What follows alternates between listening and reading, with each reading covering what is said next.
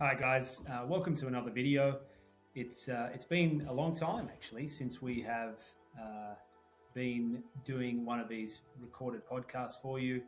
We are in a new location. We've got bigger and better studio space, and so we'll show you some of that later on. But for now, I just wanted to reconnect with you, do a video, and just try to let you know that we're going to be coming to you with much more content in the near future.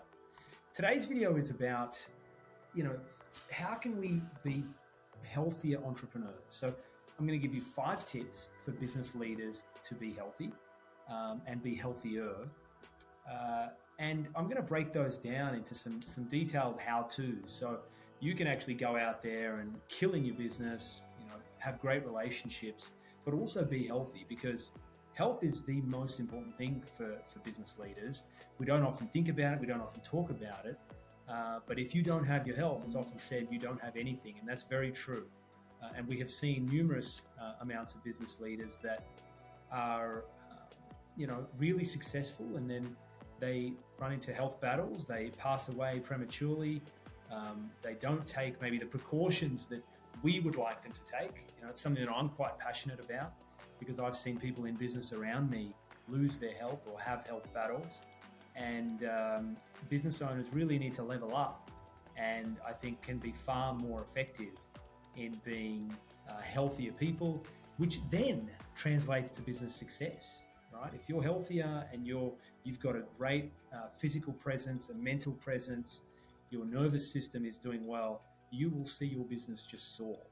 And that is true no matter which business you're in. So tip number 1 is to prioritize movement and nutrition. You cannot remain healthy if you hit up the gym in the morning and you go to work and you sit there for 10 or 12 hours a day on an office desk. That's not something that's going to work for you. You have to get up during your day, take some of those phone calls, walking around, getting some air outside, getting some sun. Sure, standing tables are really good. Getting the Swiss balls as chairs are really good, but make exercise a non-negotiable. Even short bursts like walking, meetings, hourly stretches, and it could be just something as simple as getting the shoulders stretched out, where you can, show.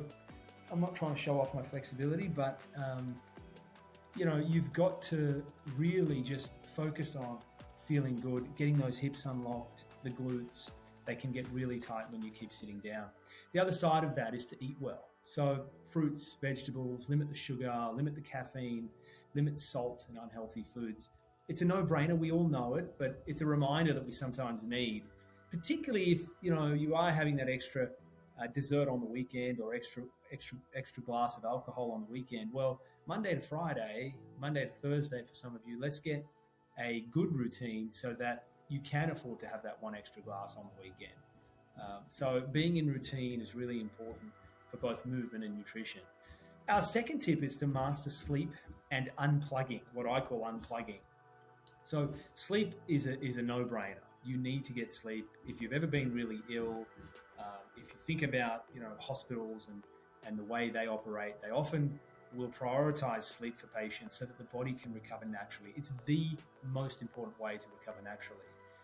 And you want consistent sleep. So you want 7 to 9 hours a night, a regular bedtime, a regular wake-up time, just to improve your focus, and it reduces cravings throughout the day. So sleep is going to be something that I think, if we can work on together, you're actually going to find is going to lift all of the other elements of your health up with you. The other part of this is unplugging, right? So you want to schedule time off. You can do that either daily. You can say, for lunch, I'm going to go for a walk. I'm going to call a friend. Maybe after work, there's a little bit of time that you have to just decompress, put the emails away, turn the phone off, put it on airplane mode, and just take in some of the things around you. It might be mindful eating. It might be a cup of herbal tea in the office, but being able to unplug is really important. Number 3 is to set boundaries and to manage your fatigue. It's really important as business owners. We are constantly getting asked to do extra things, to get this to us straight away. There's pressure there. I personally, in my business, I know at the month end tends to be a lot of pressure due to some of the reports that we want to do, some of the targets that we want to hit, setting a plan for the next month. Right now, we're getting ready for next year. So there's a pressure to finish certain things before the end of the year and start new year afresh with new goals and new ambitions. So you want to be able to set a boundary and say, okay, well, I'm going to achieve this target, but I'm going to actually I'm going to do it within a reasonable time frame. I'm not going to try to be Superman or Superwoman. We're just going to handle it by doing the best that I can, not by exceeding what is otherwise natural to me or what I feel is normal, and kind of puts me off balance, because you'll come to regret that later on. And a lot of us have been in that position. So just learn to say no. Don't overcommit. Be firm with your schedule. Avoid taking on too much. The other thing you can do is find support. Right? We have a community. Connect with positive peers or a coach. Just get some accountability, and just maintain some healthy habits. So you're constantly realizing that you're releasing that pressure valve, because that's really important in business. The fourth tip is to design a supportive routine. What I mean by that is to establish some habits. You want a consistent daily or weekly routine that keeps you on track and keeps you accountable. It allows your free time to be truly free time. You're not thinking about other things. You've ticked off all the other boxes, and now your free time is yours. The other one is mindful pauses. I think that's an important part of the routine. So short moments, do a meditation. I do one in the morning and evening if you can. I was in the habit of doing one prior to every lunch break, just a 5-minute breathing meditation. It really used to change my day. I want to get back into doing that. But you might have your version. There's something called we meditation, which is that every time you use the lavatory, you're breathing in and out. It's a deep breath. You might only go to the lavatory for 2 or 3 minutes, but it's a short release, and it's a regular thing that you're doing throughout the day, that you can be reminded to breathe while you're doing that.